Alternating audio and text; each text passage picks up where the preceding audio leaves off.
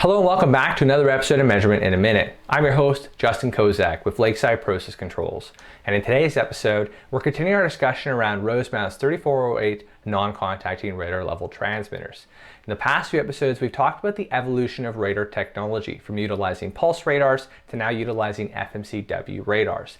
Today we're going to talk about how FMCW radar technology compares with ultrasonic technology. And the reason we want to make this comparison is we do not have any more ultrasonic level transmitters in our portfolio. And there's a reason for that. In fact, there's 6 reasons that we're going to cover in today's episode and in the next week's episode about why FMCW radars make much better level measurements than ultrasonic level transmitters. The first and foremost reason is going to be the theory of operation for both. Now, ultrasonic level transmitters operate very similar to pulsed radars in terms of the shoot, wait, receive, shoot, wait, receive. The difference is that it utilizes a mechanical sound wave. It operates at the speed of sound, and this requires a medium to operate. The reason this is important is because the speed of sound changes depending on the temperature of the medium it's traveling through. Air at 30 degrees Celsius versus 50 degrees Celsius produces different speeds. It impacts the readings. This is why all ultrasonic level transmitters require internal compensation. Now, this isn't a big deal because most of them already do that, but we don't have to worry about that with a non-contacting radar and the FMCW technology. It utilizes an electromagnetic wave that can operate in a vacuum. So there's no need for temperature compensation. And intuitively, anything that does not require compensation is going to be a better measurement automatically.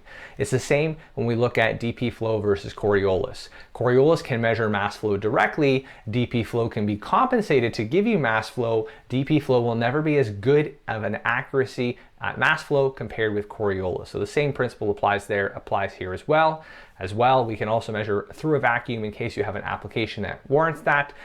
FMCW radar can handle it. The next reason is that there are limited operating conditions for an ultrasonic level transmitter. As you can see here, some slight pressurized processes, generally atmospheric conditions, and that's really what they were intended for, versus FMCW radars can handle a much wider range of pressure and temperature, as well as process connections. And really, FMCW radars have been designed with flexibility and versatility in mind. They can handle a wide range of applications. The last point in today's episode is the beam width. The beam width for an ultrasonic level transmitter is fixed, and with our formerly discontinued ultrasonic transmitters, it was a 12-degree beam width. Now, this impacts how big of a beam you're going to have within your vessel, which can potentially impact the performance depending on the application. With our non-contacting radars, it is dependent on the antenna size. So as you can see here, as you increase the antenna size, you are reducing the beam angle. So it's an inversely proportional relationship.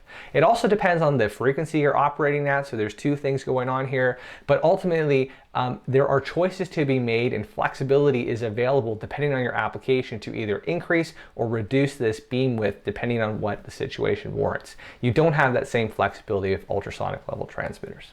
Should you have any questions about Rosemounts non-contacting radars or any other of our products, please reach out to us using the QR code on screen. Thanks everybody. Have a great day.